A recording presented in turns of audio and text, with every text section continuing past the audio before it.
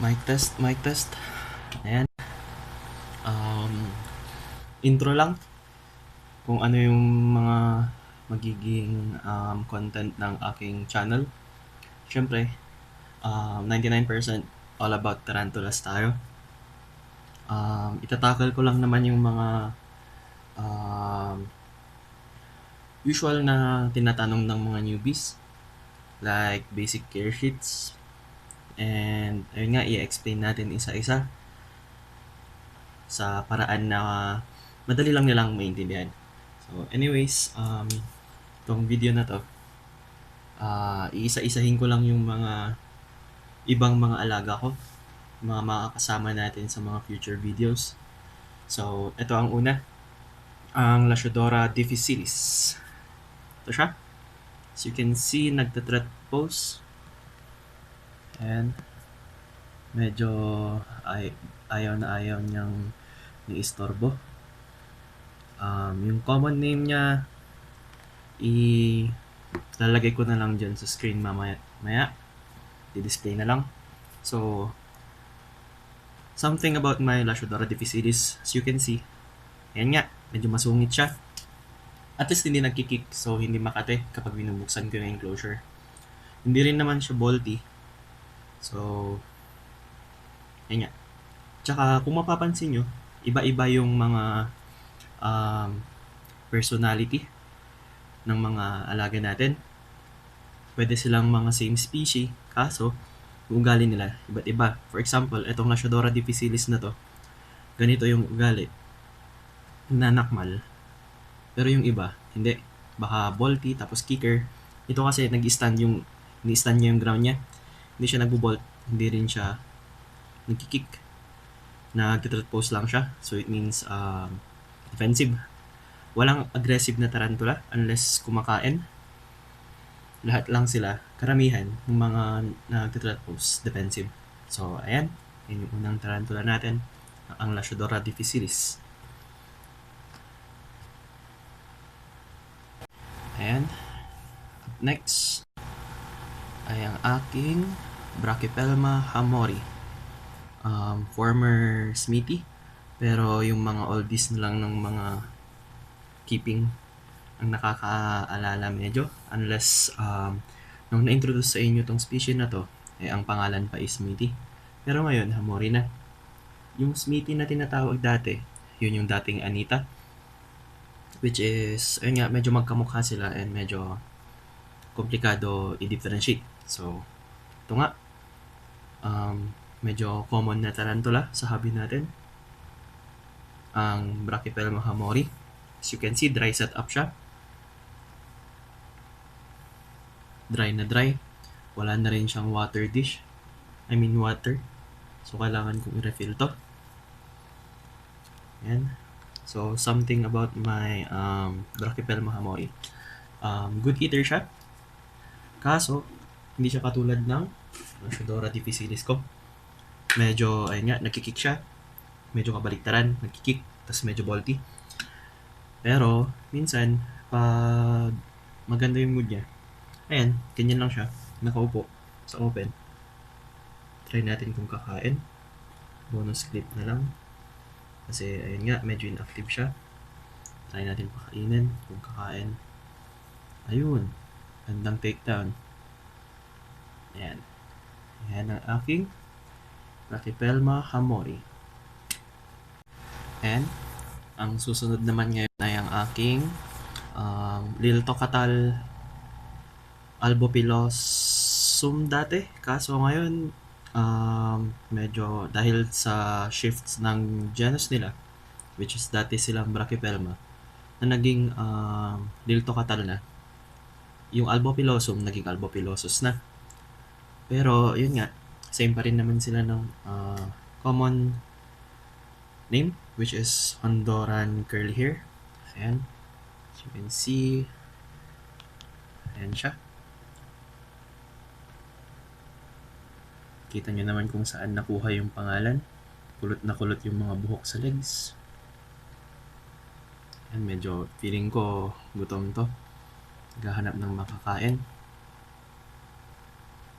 So, something about my Albo, ayan nga, same sila ng Hamori.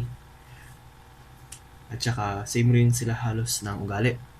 Hindi katulad nung Nasyodora Difficilis na nagtitreat posture kada galaw. So ayan siya.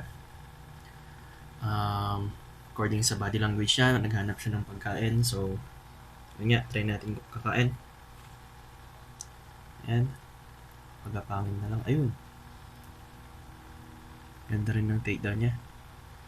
So, ayan nga. Ang Honduran curly hair. Isa rin common sa hobby. Ang hirap pa rin i-pronounce ng genus nila, which is Lil Tocatal. Hirap rin i-spelling. Medyo, ayun nga, pahirapan sa pronunciation.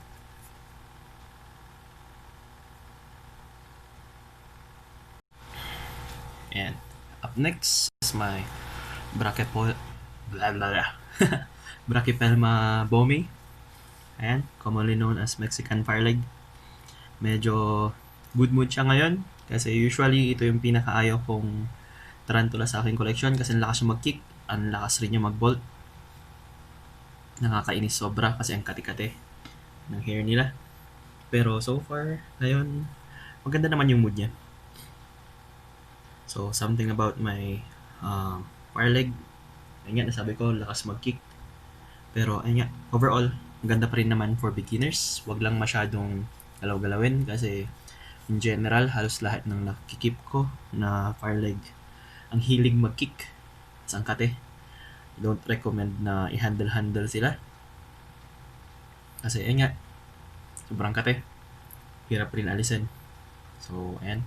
Feeling ko pre-mold tong fireleg ko na to. Pero, ayun, try lang natin kung kakain. Feeling ko naman kakain siya.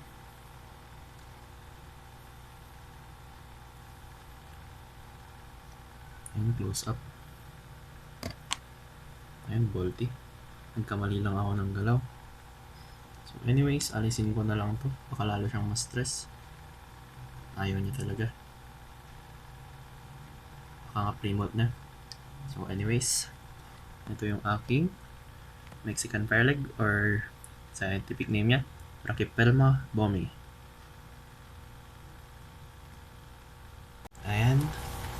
Last na mapifeature sa aking New World Tarantulas is my Nando tripepi. Hindi ko masyadong sure kung ano yung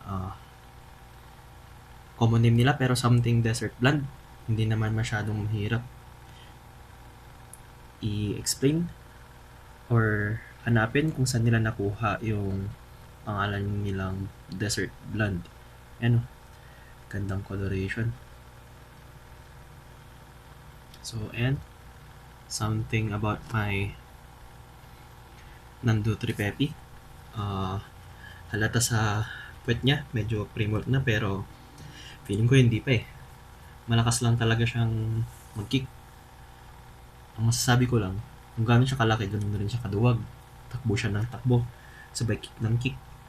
Pero ayun nga, isa pa rin sa mga pinaka-paborito kong species. Kasing galing rin niya kumain. Kaso ayun nga, medyo makunat-kunat nga lang. Try natin kung kakain siya. Medyo magaling rin itong mag-take down eh. Nako, mukhang ayaw niya. Sad. Pero anyways, ito yung aking Nando-tripepi. Sana mag-bolt na siya. Kasi ayun nga, hindi pa confirm kung ano yung gender niya. I'm hoping it's a female. Kasi dalawang exovia na yung sinira niya. So I'm hoping na next molt niya, ma-confirm ko na kung anong gender niya. So pagdasal na lang natin na female siya. Because lahat ng feature ko ngayong video na to, lahat sila female. So ayan, Nando tripepi.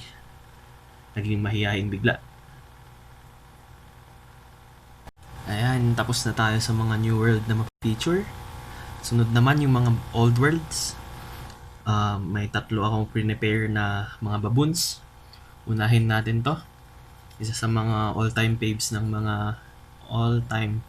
ng mga keepers, ang Monocentrophus balfouri or commonly known as Socotra Island Blue Baboon. So ayan, ganda. I-close up lang natin. Ayan siya.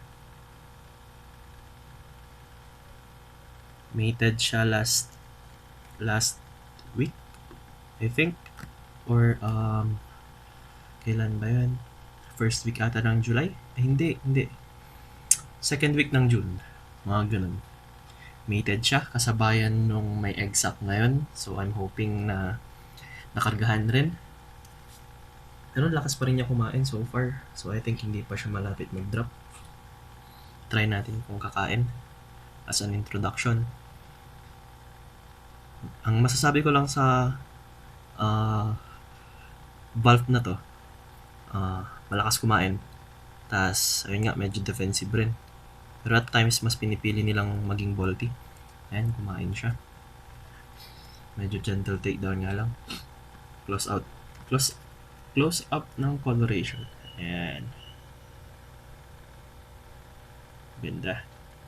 So, ayan ang aking Monocenthropus balfouri, or commonly known as Socotra Island Blue Baboon. Next ay ang aking Ceratogyrus meridionalis, or ang mustard gray baboon. So, ayan siya. Medyo natuwa ako nung nag-female to kasi yun nga, expected kong male.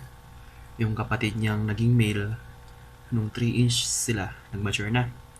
Tapos ayun, pinalone, nakain, tapos nag-success nga kaso nabadsak nga lang. So medyo unlucky yung kapatid niya, pero sana swertehin dito. Ayan.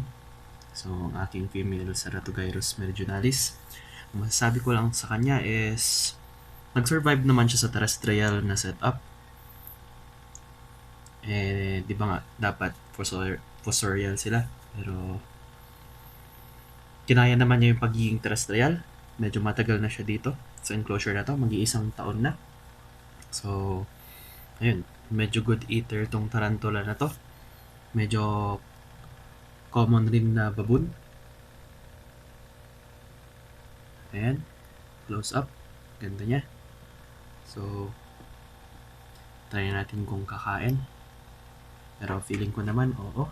Kasi nga, sabi ko, good eater siya. Ganda-ganda rin ang kanyang mga takedowns.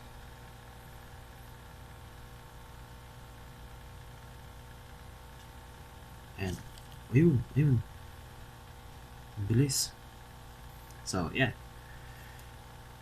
Introduction ng aking mustard gray baboon, female. Ang liit pa niyan. Sa lagay na yan.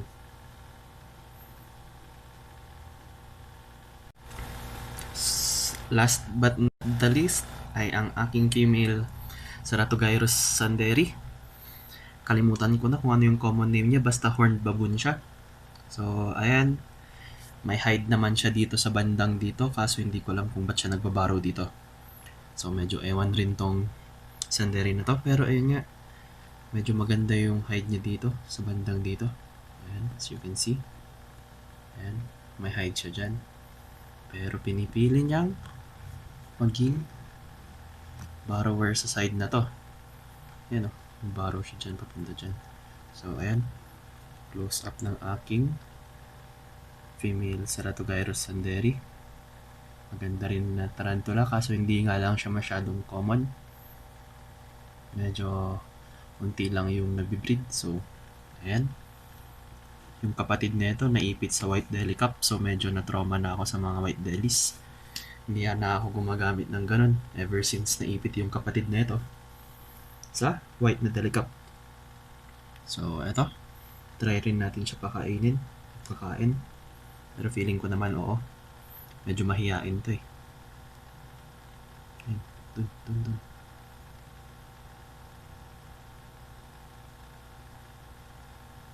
Kumain ka, please. Kain na. Ayun, kumain. So, ayan. Medyo kita na yung full color niya. Aking Ceratogyrus sanderi. Ganda ng ulo. Ayan. Kumakain na siya. So, and last na feature ng mga introductory na species ko. So, yan. and isipan kong magkaroon ng sneak peek sa ating North Luzon Bloody Red Tarantula na hawak dito to be forwarded kay Theraphosids of the Philippines, ASAP, para materyales sa kanilang research tungkol sa species na to. So, ayan. Close up lang. Gandang specimen. Male specimen. So, ito. Ganda niya. Paano pa kaya yung mga females? So, ayan. Sneak peek. Sana ma-publish na. Good luck sa ating mga researchers and God bless them all. And that will end my introductory video sa aking mga alaga. Sa aking mga ibang alaga pala. Sila yung mga ating mga kasama sa mga guides natin and other things about tarantulas. So, the owl here. Peace out. Salamat sa panonood.